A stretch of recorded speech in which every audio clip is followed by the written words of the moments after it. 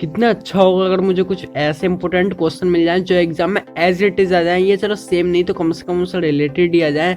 So guys I am sure आप में से काफी सारे स्टूडेंट यही सोचते होंगे और ढूंढते होंगे ऐसे क्वेश्चन। तो गाइस आपकी इसी प्रॉब्लम का परफेक्ट सॉल्यूशन है ये वीडियो, जिसमें आप देखोगे साइंस के टॉप 10 मोस्ट इंपोर्टेंट क्वेश्चन जो कि प्रीवियस ईयर पेपर को एनालाइज करके काफी सारे सैंपल पेपर को देखते हुए चुने गए।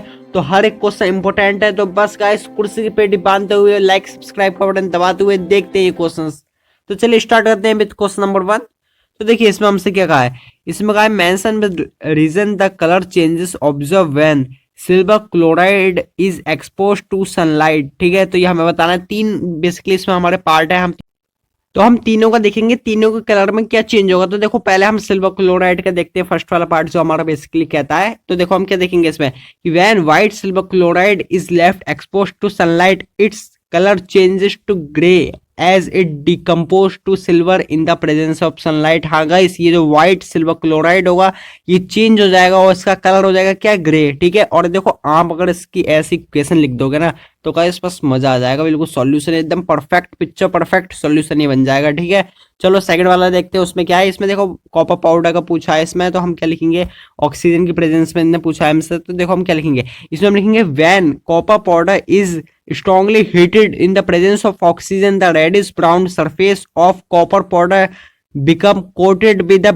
black substance which is copper oxide. मतलब कि सिंपली हमसे ये कहा है कि जब जो कॉपर पाउडर है वो मतलब उसे हीट दी जाएगी ऑक्सीजन की प्रेजेंस में, तो वो जो हमारा रेडिश ब्राउन होता है ना कॉपर पाउडर, वो जो है उसके ऊपर एक ब्लैक सब्सटेंस मतलब ब्लैक हम कहते हैं एक उसके ऊपर लेयर आ जाएगी। ठीक है, और जो है हमारा कॉपर ऑक्साइड फॉर्म हो जाएगा। इसकी भी इक्वेशन आप देख सकते हो क्या कि Cu+O2 जो हमारा Cu बना है। ठीक है, तो मतलब जो हमारा कॉपर ऑक्साइड बना है बेसिकली यहाँ पे किसकी, हीट के प्रेजेंस में। ठीक है, चलो थर्ड वाला क्या कहा है, इसमें कहा है a piece of zinc is drop in the copper sulphate solution.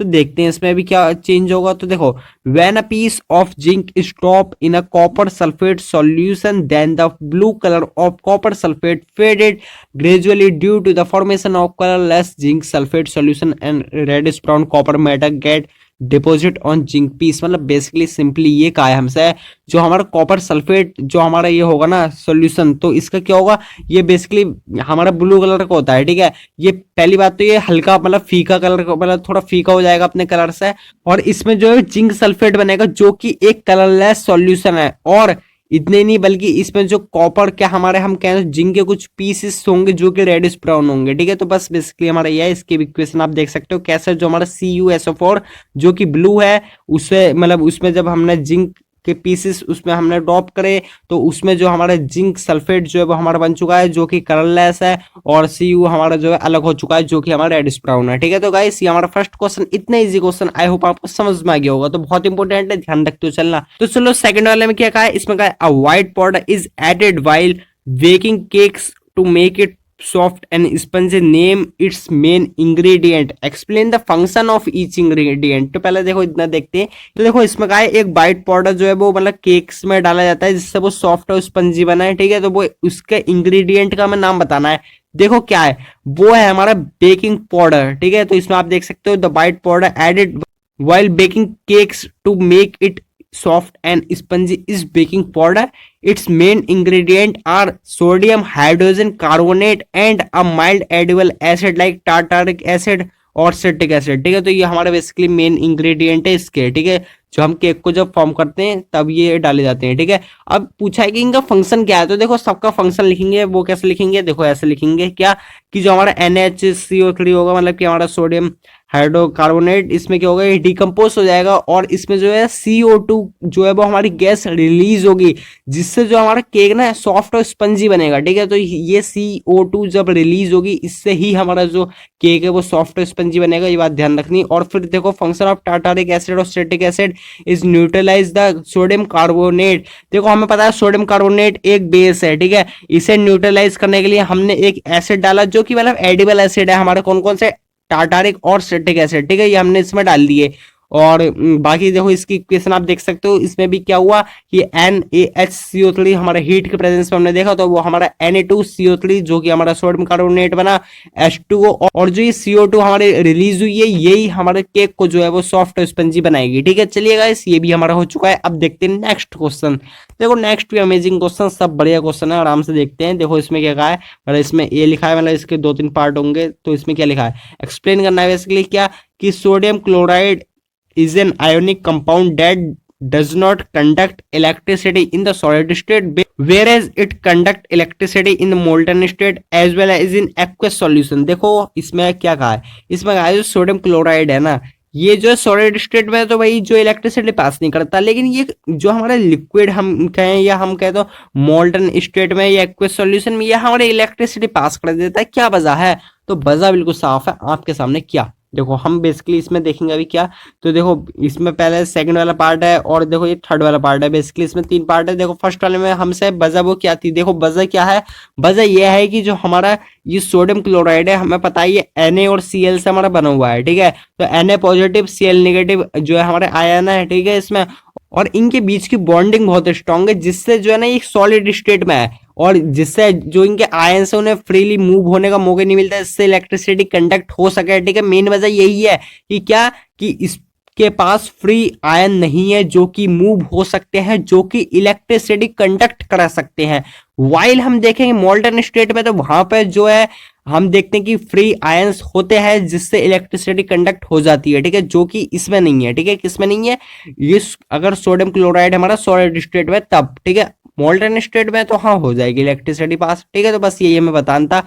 अब देखो अगला इसमें जो हमारा सेकंड पार्ट था वो क्या था, इसमें कहा है कि reactivity of aluminium decrease if it dip in the nitric acid. की भाई नाइट्रिक एसिड में हमने एल्यूमिनियम डाल दिया तो ऐसा क्या हो जाएगा, जो उसकी रिएक्टिविटी कम हो जाएगी। देखते हैं क्या हो जाएगा ऐसा। तो भाई देखो क्या होगा, बेसिकली होगा ये कि उसके ऊपर ऑक्साइड की लेयर आ जाएगी। ठीक है, बस इससे हमें पता चल जाएगा ऑक्साइड की लेयर उसके ऊपर आ गई तो वो लेस रिएक्टिव हो जाएगा। क्यों, क्योंकि जो HNO3 जो कि हमारा नाइट्रिक एसिड है ये एक गुड ऑक्सीडाइजिंग एजेंट है। ठीक है, ये बात आपको याद रखते हो चलिएगा, इस इंपॉर्टेंट क्वेश्चन है, ध्यान से सुनना।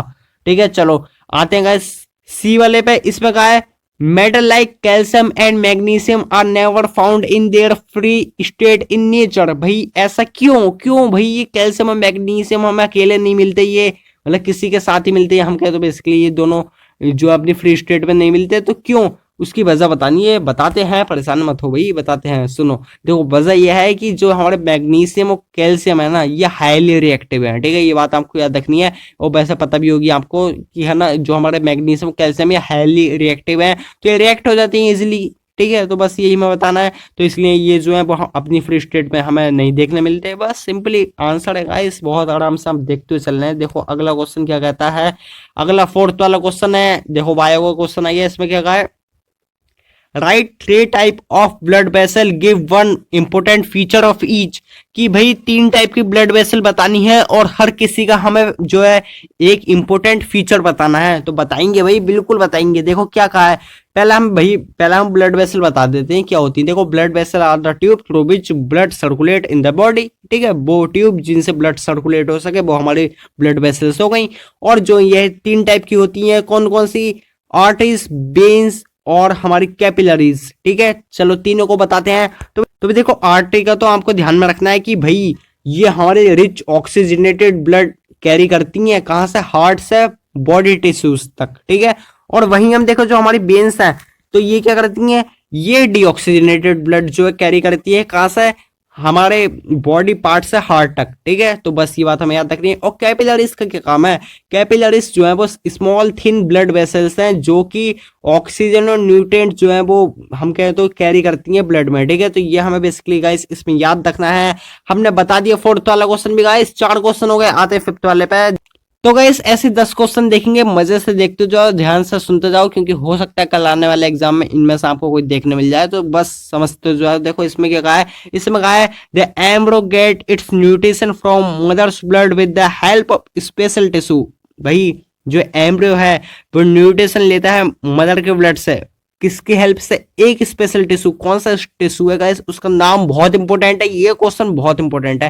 मतलब देखो क्वेश्चन सभी इंपॉर्टेंट है इसमें, लेकिन आपको ध्यान में रखना है क्योंकि ये चैप्टर जो है ना आपका इंपॉर्टेंट है, ठीक है। इसमें से क्वेश्चन आते हैं और हायर थिंकिंग के क्वेश्चन नहीं आते हैं, ठीक है। तो देखो पहला इसमें हम लिखेंगे, हमें अगर पता होगा उस स्पेशल टिश्यू का नाम, बाकी हम आगे के पार्ट सॉल्व कर पाएंगे। तो उसका नाम देखो क्या है, उसका नाम है गाइस प्लेसेंटा, ठीक है। तो वो ये एक स्पेशल टिश्यू है जो कि प्रोवाइड कराता है न्यूट्रिशन किसे? एम्ब्रियो को, ठीक है।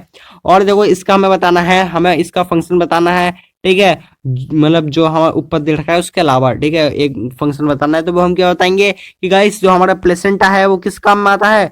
प्लेसेंटा न्यूट्रिशन प्रोवाइड कराने के अलावा जो है ये रिमूवल ऑफ वेस्ट प्रोडक्ट जो एम्ब्रियो में है उसमें हेल्प करता है, ठीक है। और ये हमें हेल्प करता है किसमें? ऑक्सीजन प्रोवाइड कराने में एम्ब्रियो को, ठीक है।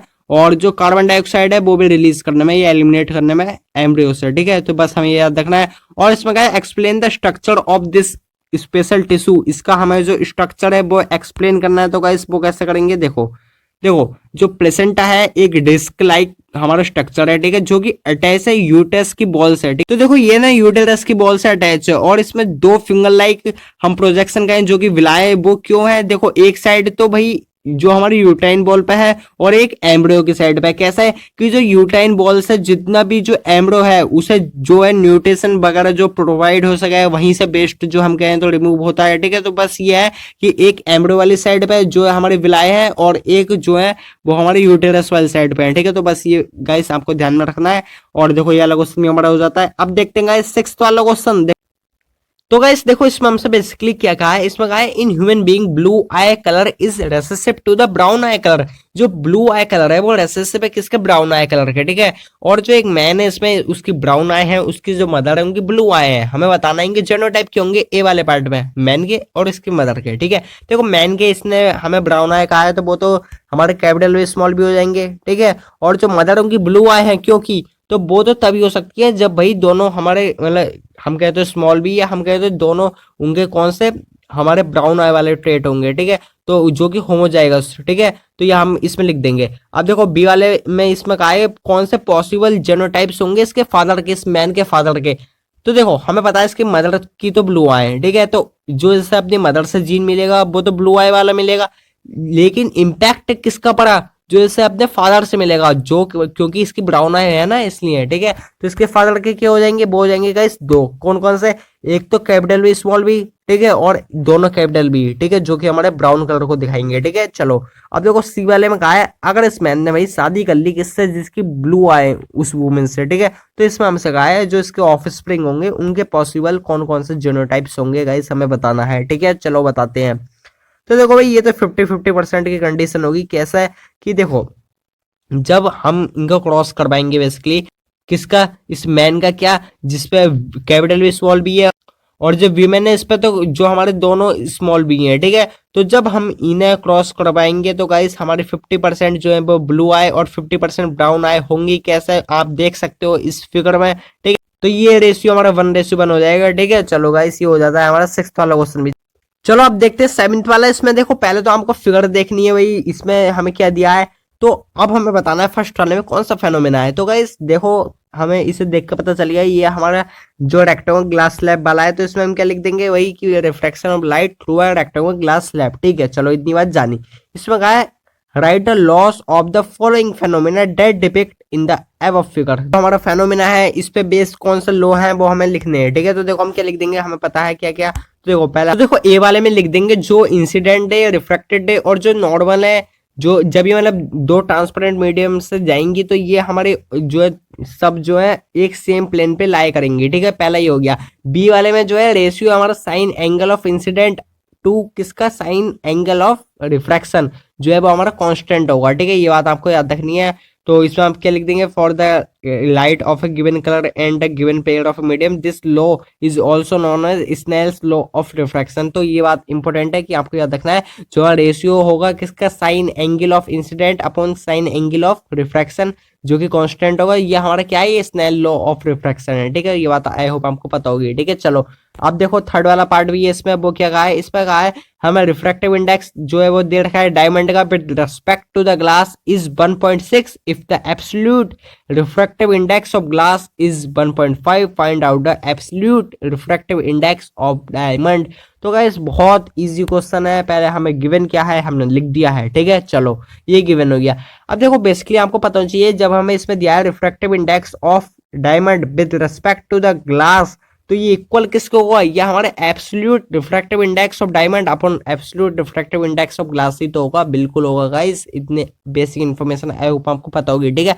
अब क्या करना है, वैल्यू पुट कर दो, आंसर पालो। देखो कैसे भाई, बस वैल्यू पुट कर दी हमने, क्या कि जो हमारा मतलब ये बेसिकली मल्टीप्लाई में लेगा सिंपली, और कुछ नहीं है इसमें, बाकी थ्योरेटिकल लिखा है देखो, है ना। तो बस मल्टीप्लाई में लेगा इसे, तो बस ये हमारा क्या हो जाएगा 1.6 इंटू 1.5 इक्वल टू हमारा 2.4 गाइस आ जाएगा, जो कि हमारा एब्सोल्यूट रिफ्रैक्टिव इंडेक्स है किसका, डायमंड का, जो कि हमें फाइंड करना था, ठीक है। चलो ये वाला भी हो जाता है।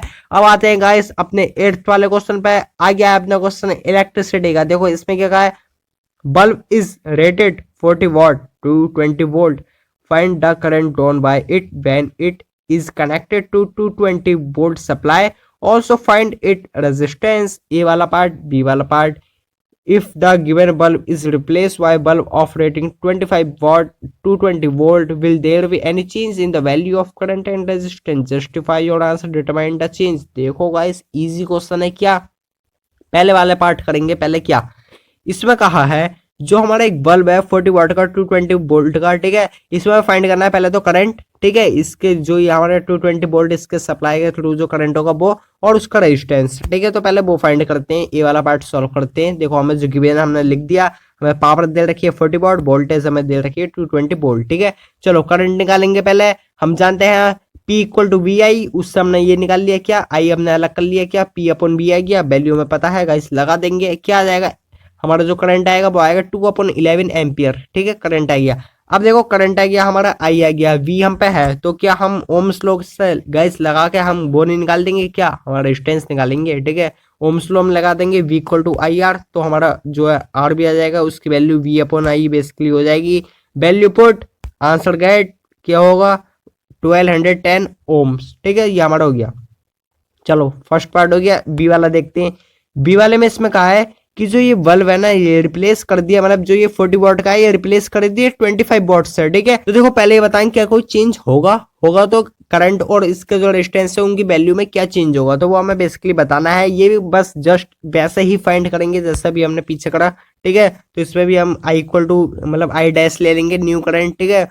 तो देखो हमारा I dash equal to P dash upon B आ चुका है, वैल्यू पुट करेंगे गाइस, आई हमारा आ जाएगा जो कि 5/44 एम्पियर आ चुका है। अब देखो आई आ गया, बी है हम पे, आर डैश निकाल देंगे, मतलब न्यू रेजिस्टेंस हम निकाल देंगे, बिल्कुल निकाल देंगे। तो गाइस हमारा न्यू रेजिस्टेंस जो है वो भी यहाँ से देखो आ जाएगा, क्या आया 1936 ओम, ठीक है। तो मतलब 1936 ओम आ चुका है, ठीक है। चलो ये हमारा हो गया। अब देखो हम इसमें क्या करेंगे, 9th वाला क्वेश्चन हमारे सामने आ चुका है।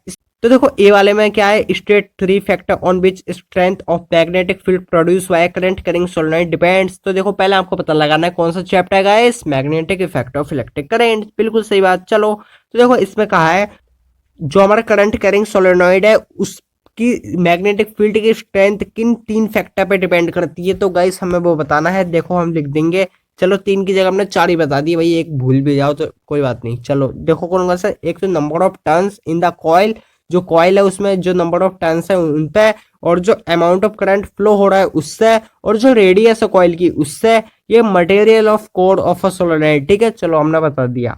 अब देखो बी वाला, इसमें कहा है draw circuit diagram of a solenoid to prepare an electromagnet. भाई तो देखो इसमें बेसिकली हमें इसका डायग्राम जो एक्सप्लेन करना है बनाना भी है, तो हम क्या इसमें करेंगे। देखो हमारा ये डायग्राम आ चुका है, आप देख सकते हो, और इससे एक्सप्लेन कैसा है, a strong magnetic field produce inside a solenoid can be used to magnetise a piece of magnetic material like soft iron, when placed inside the coil the magnet so form is called an electromagnet। मतलब क्या कि हमारी strong magnetic field produce होंगी solenoid के अंदर जब हम use करेंगे सॉफ्ट आयरन को, ठीक है, और जब हम इसे प्लेस कर देंगे कॉइल के अंदर तो यह हमारा इलेक्ट्रोमैग्नेट बन जाएगा। गाइस बिल्कुल इजी क्वेश्चन है, आई होप आपको समझ में आ गया होगा। तो गाइस चलिए अब आते हैं अपने last and final and amazing question पे, जो कि क्वेश्चन नंबर 10th है। चलो इसमें हमें क्या बताना है, देखो ये तो बेसिकली क्या है, draw a sequence of suitable method of disposal of waste produce at your home to minimise environment pollution. Guys सभी चैप्टर के क्वेश्चन आपको मिक्सअप इसमें मिलेंगे। देखो 10th वाला इसमें हमें बेसिकली क्या कहा है, हमें जो डिस्पोजल वेस्ट का बेसिकली हमें मेथड बताने हैं। तो देखो क्या लिख देंगे, देखो हम इसमें लिखेंगे household waste produce from various activities is called garbage and its proper disposal it done in such a manner that it does not cause environment pollution. ठीक है, चलो इसके कौन कौन से मेथड है वो देखते हैं। देखो method of disposal of waste हम देखेंगे, इसमें पहला है हमारा रिसाइकलिंग। इसमें क्या है, इसमें हम प्रोसेस करेंगे जो हमारा वेस्ट है उसे, और जो एक न्यू प्रोडक्ट जो हम वो बना देंगे। एग्जाम्पल आप लिख दो इसमें paper glass are the recyclable. ठीक है, ये हम लिख देंगे। और बाकी देखो इसमें काफी सारे हैं, देखो तो बेसिकली हमने 5 इसमें लिए हैं। देखो सेकंड वाला क्या है, इसमें कंपोस्टिंग है। इसमें क्या है, ये प्रोसेस है कलेक्टिंग बायोडिग्रेडेबल वेस्ट। ठीक है, जो कि मतलब जो फूड आइटम वगैरह, जो पिल्स वगैरह, जो मतलब हम कहें तो छिलके वगैरह होते हैं, तो ये जो उन्हें एक गड्ढे में डाल देता है और उनसे जो मैन्योर जो है वो मतलब बेसिकली उनसे फॉर्म होता है। ठीक है, अब देखो अब इंकिनरेशन इसमें क्या है, इसमें भाई बहुत हाई टेम्परेचर पे जला दिया जाता है। ठीक है, जिससे ऐश बन जाती है। और देखो अब फोर्थ वाला इसमें लैंडफिल आप नाम से जान सकते हो, क्या इसमें जो है हम कहें तो जो जमीन में जो है कूड़ा वगैरह वो डंप कर दिया जाता है। ठीक है, तो देखो अब है सीवेज ट्रीटमेंट। इसमें क्या होता है, जितने सीवेज ट्रीटमेंट प्लांट होते हैं इसमें जो सीवेज है उससे प्रोसेस किया जाता है और डिकम्पोज किया जाता है किसमें, इनऑर्गेनिक केमिकल में। ठीक है, तो वैसे हमने बता दिया। ये वाला क्वेश्चन भी हमसे क्या पूछा था, इसमें पूछा था कि भाई हमें बताने हैं कौन कौन से मेथड है हमारे डिस्पोजल वेस्ट के बेसिकली। ठीक है, ये हमें बताना था। तो गाइस हमने बता चुके हैं, बहुत इजी क्वेश्चन है। और गाइस इसी के साथ हमारे 10 मोस्ट इंपोर्टेंट क्वेश्चन सभी चैप्टर के मिक्सअप क्वेश्चन है। गाइस बहुत इंपोर्टेंट है, सबको देखना। नहीं समझ में आया वीडियो को पीछे करो, तब भी नहीं आया कमेंट में पूछो ना भाई, कमेंट आपके लिए हमेशा खुले हुआ है। आप उसमें पूछो, मैं आपको रिप्लाई करूंगा। ठीक है, और इतने नहीं गाइस, आपको मैं फुल सपोर्ट दे रहा हूँ कम्युनिटी पोस्ट के द्वारा। आप कम्युनिटी पोस्ट देखो, उसमें आपको काफी सारे जो है यूजफुल आपको कंटेंट मिलेगा। ठीक है, और बाकी हम शॉर्ट्स और इन फुल लेंथ वीडियो के थ्रू तो आपको बहुत सारी चीजें प्रोवाइड कर रहे हैं। ठीक है, तो गाइस बस इन वीडियोस को देखते जाए। बहुत इंपॉर्टेंट वीडियो थी आज की, हमने देखे 10 बहुत इंपॉर्टेंट क्वेश्चन, जो कि गाइस सच्ची में आपके लिए मार्क्स बूस्ट है। ये क्वेश्चन आप कर लीजिए, हो सकता है आपको इनसे एज इट इज मिल जाए। तो गाइस बस आप प्रिपेयर करते रहें अच्छे से अपने एग्जाम के लिए, बहुत इंपॉर्टेंट क्वेश्चन है। So wish you all the best for your exam. मिलूंगा मैं आपसे अगली super duper amazing and information video के साथ। तब तक बने रहे अपने प्यारे वाले स्टडी के साथ।